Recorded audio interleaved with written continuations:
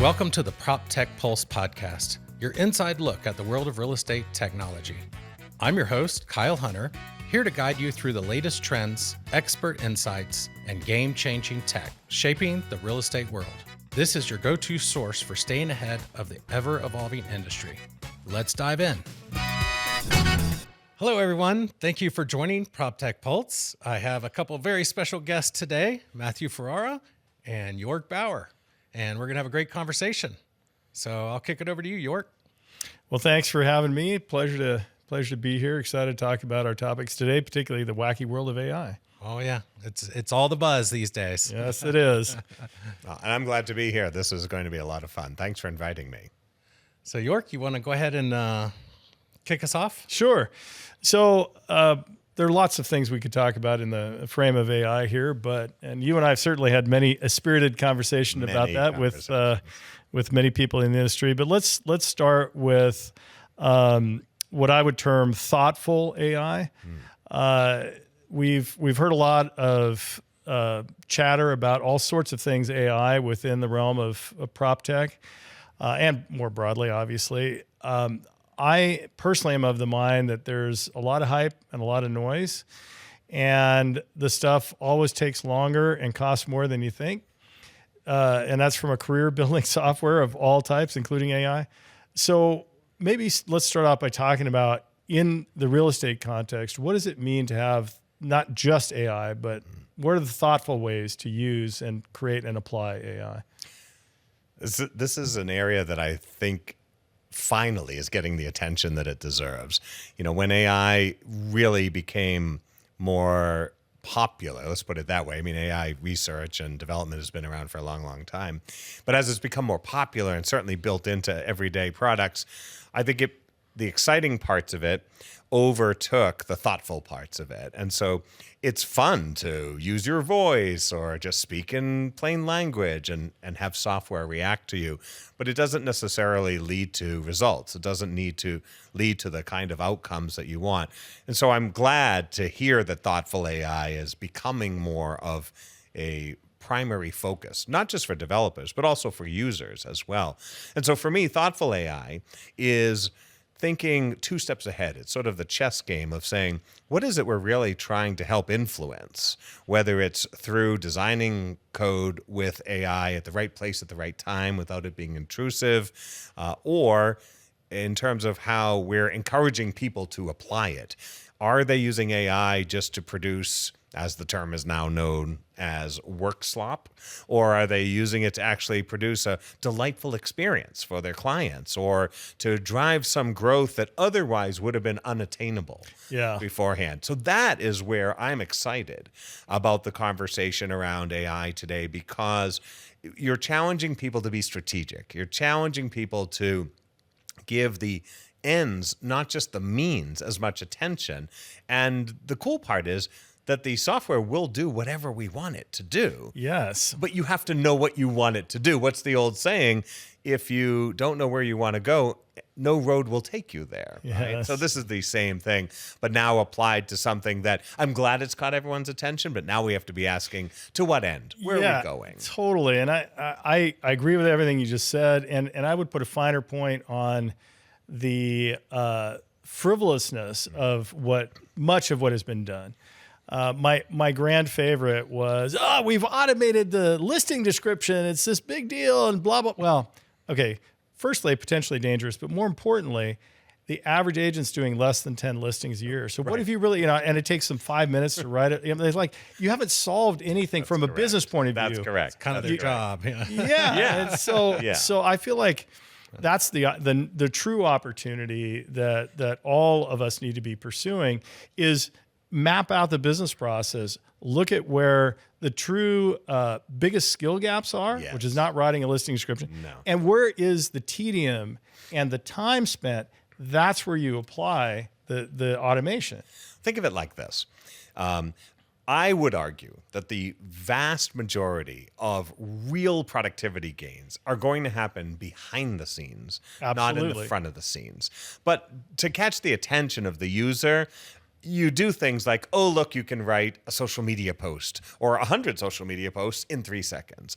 Oh, look, you can design an entire annual calendar of marketing pieces, etc. That catches their attention, but it doesn't substitute for now the question of, but what do you want to say? What does the consumer need to hear? What is your value proposition? Still hasn't solved any of those problems. No, and worse than that, I believe it has the potential for many to become a homogenizing crutch. It's the great homogenizer, right? Yes. And everything starts to sound the same. Yes. So it's not that you shouldn't use it.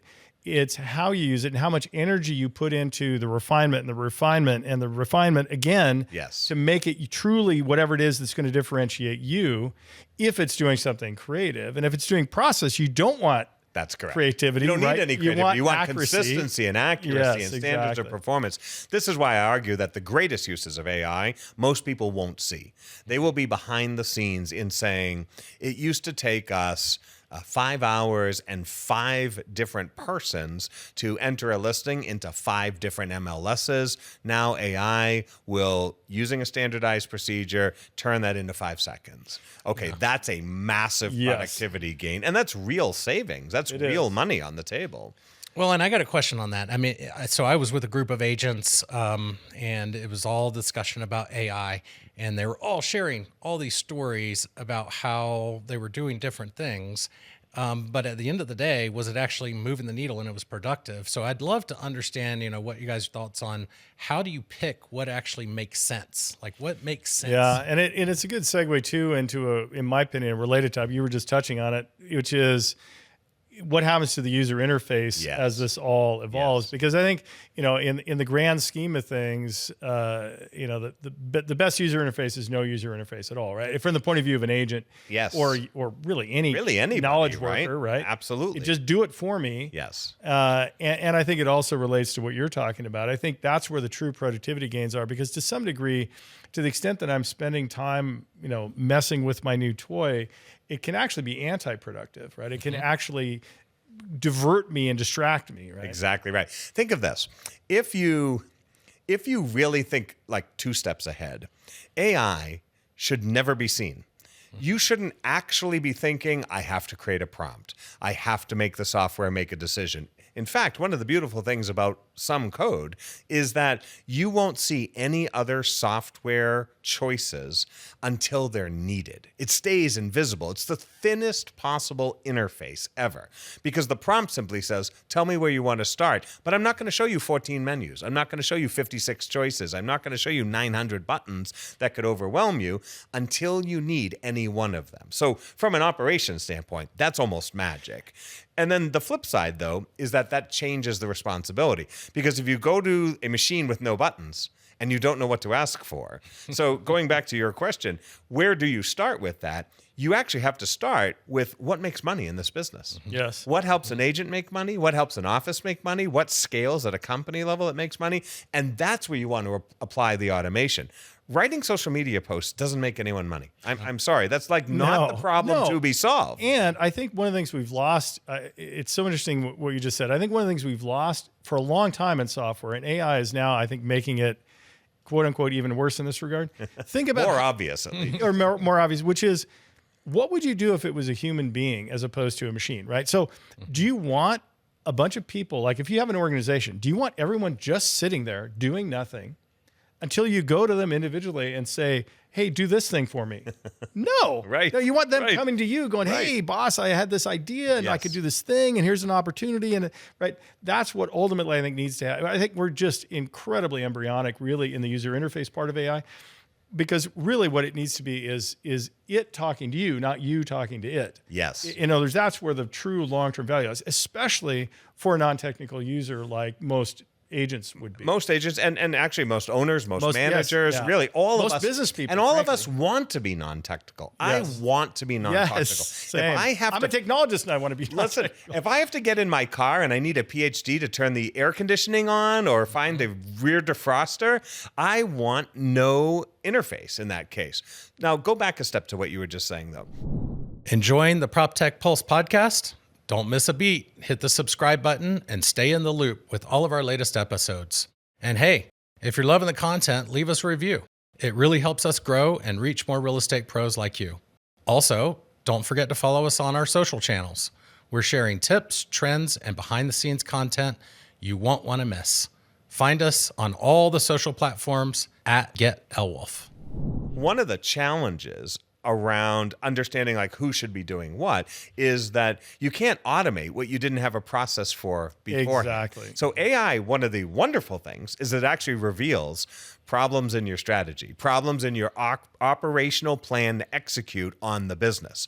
Because let's take AI out of the equation right now. I can take some agents and I can bring them into the office and say, well, go to work. And they don't know what to do in that case. Especially the newer agent. Adding AI to it isn't going to help at all. On the other hand, I could take some great, highly productive agents and say, we'd like to use AI to try and improve your productivity, reduce your costs, streamline, increase consistency.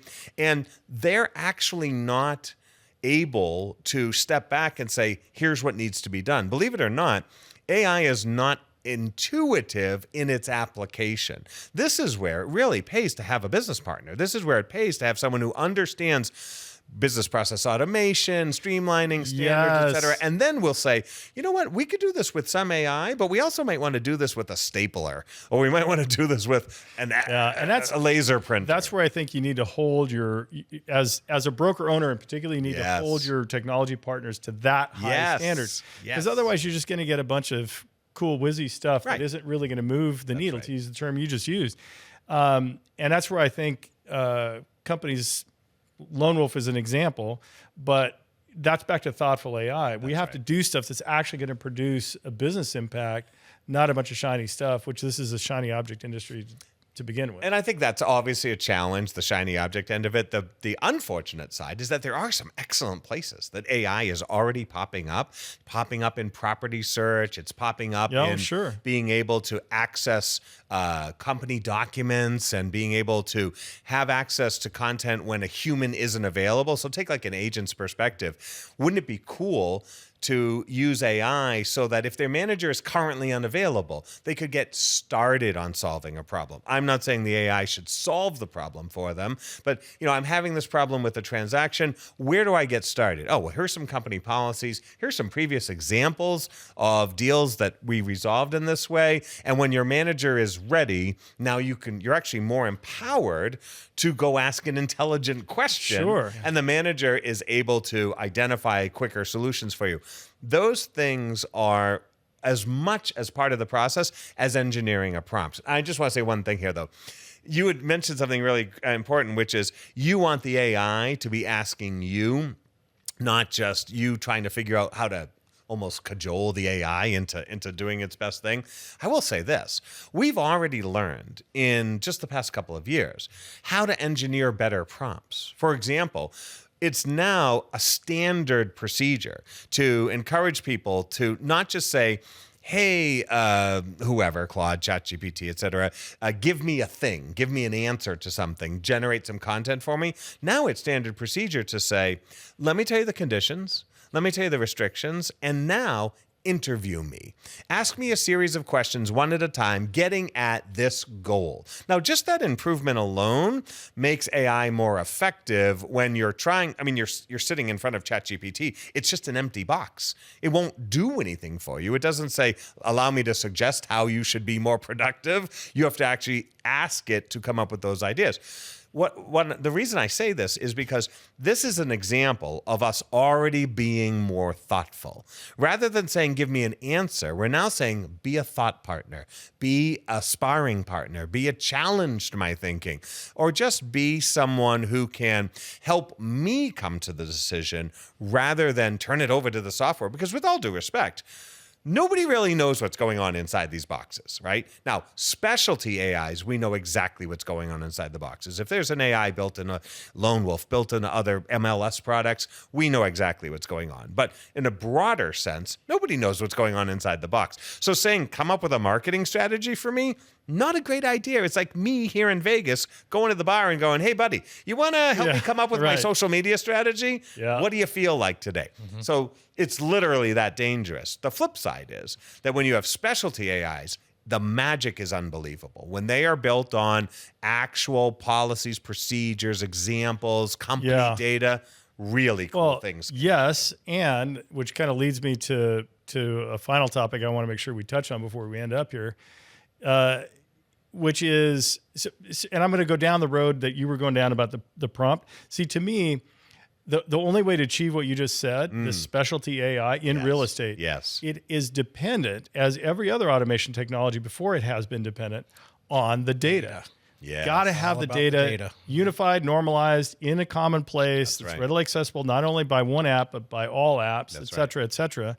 And what it, I think, enables, I want to go back to the prompt thing for just 1 second. I guess what I envision is this. I feel like, and this is going to age me big time. A lot of people listening will not have had this experience. But those of us that have been around a while in computing remember the DOS prompt. Oh, there you go. Right? C greater than, as it used to be called by the neophytes. That's right. So here's the thing. That was the prompt world, right? The computer sat there until you typed something in. It blinked. Yes. And that's the world we are in at the moment, I think, with AI. Whereas Windows or GUIs came along and suddenly it could notify you of things. It could do stuff while it was multiple things at the same. Right. That's the piece that we're just, I think, on the precipice of. Yes.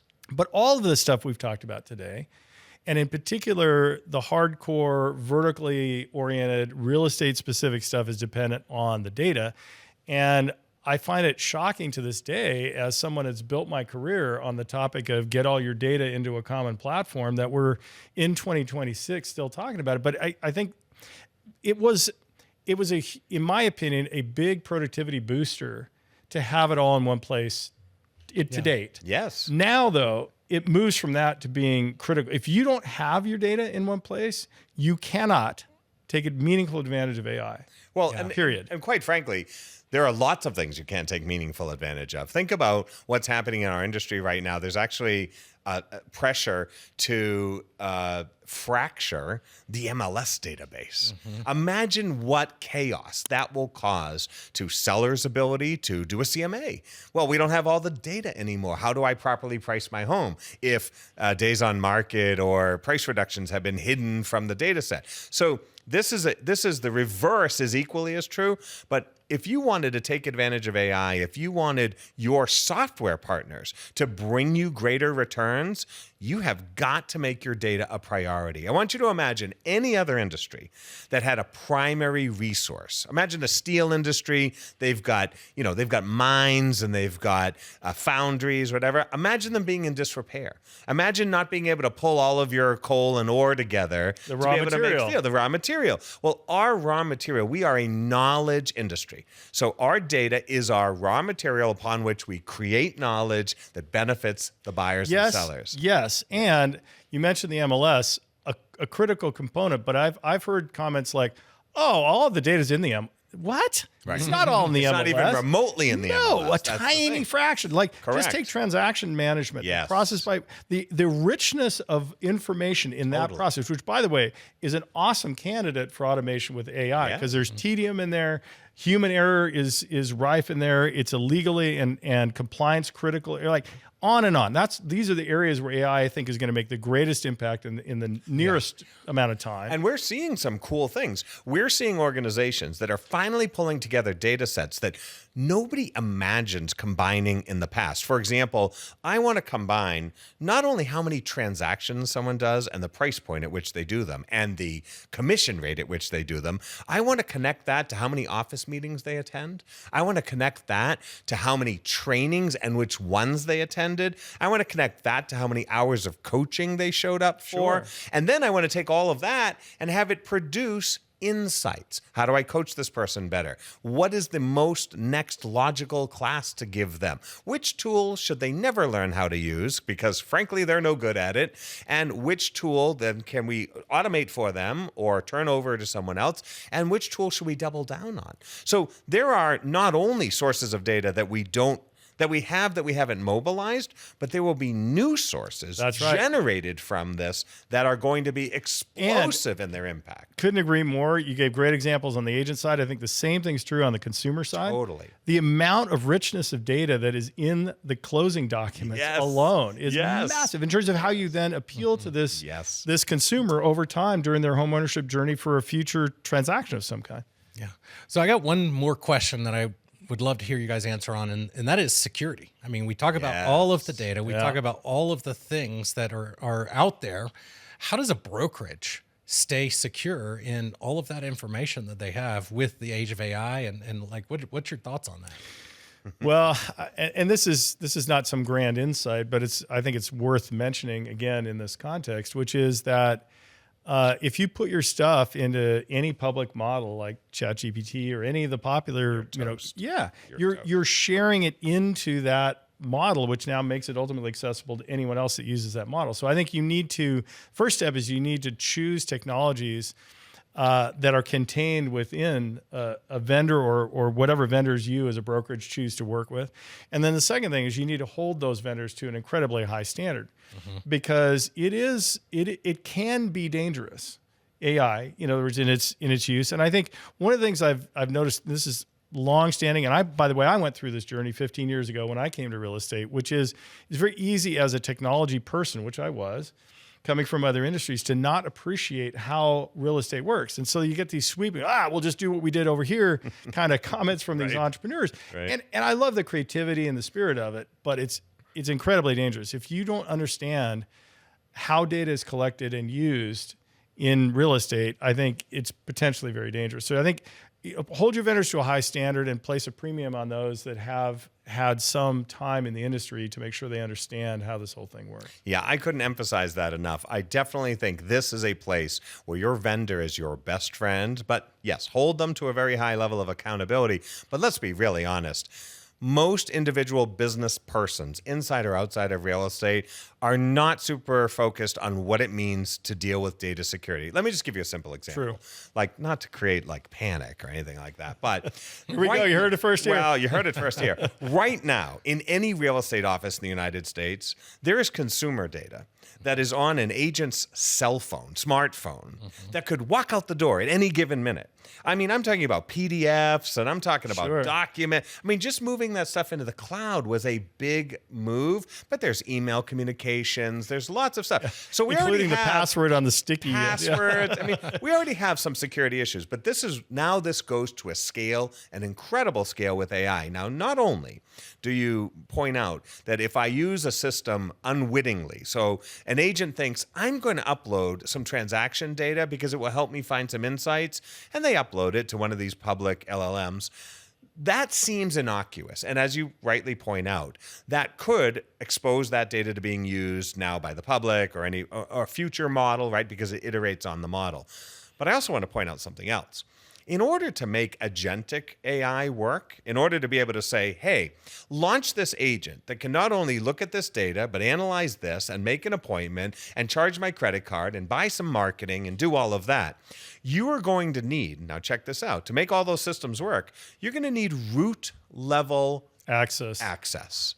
Now, with all due respect, I love the idea and I'm petrified of the idea. Yes. Because root level access is one of the greatest security dangers of the connected interface. Yeah. And so do I want to be able to say, hey, agent, find me some great tickets to a show at the Wynn and just book it and then tell all my friends by email that they can come along? Love that. But now he's got access to my email, my credit card, my calendar. So there is an inherent area where this is where the trust of the vendor is magic. This is where knowing what they plan to do, believing their privacy policy, not just that they have a privacy policy, but believing it, and then absolutely having that accountability, because all three of us here at this table have had our credit card data exposed by supposedly the smartest, biggest, most computerized corporations in the universe.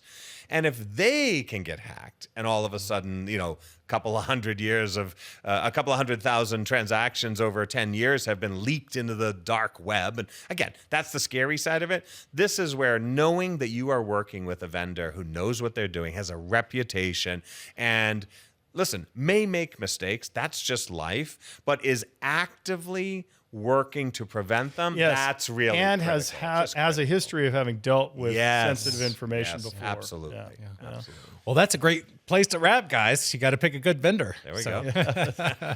Well, Matthew, Yorke, thank you so much for joining us on PropTech Pulse. And yeah, have a great rest of your day. Thanks for having us, Kyle. My pleasure. Glad to be here.